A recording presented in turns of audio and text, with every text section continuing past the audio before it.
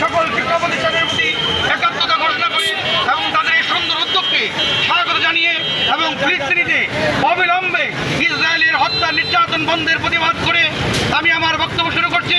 সংগ্রামী সাথী ও বন্ধুগণ আমার, বাংলাদেশ থেকে নয় সারা বিশ্ব থেকে সমস্ত অন্যায়কে রুখে দিতে হবে। যে কোনো মুসলিমের উপর যে কোনো সময় যে কোনো ধরনের অত্যাচারকে আমরা আর মুখ বুজে সহ্য করবো না।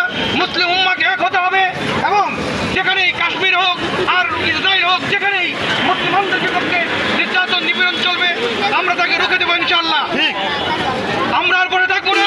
আমরা যদি দেখি কোনো পদক্ষেপ বিশ্ববাসী না নেয়, আমরা ইসরায়েল উপলক্ষে লং মার্চ শুরু করবো ইনশাআল্লাহ। অচিরেই বাংলাদেশের জাতি ধর্ম নির্বিশেষে ঐক্যবদ্ধ হয়ে আমরা অন্যায়ের বিরুদ্ধে প্রতিবাদ করব। এখানে ধর্ম নয়, এখানে মানবতা বিপন্ন হচ্ছে। মানবতার পক্ষে সবাই সোচ্চার। বিশ্ব থেকে যারা মানবতাকে ধ্বংস করতে চায়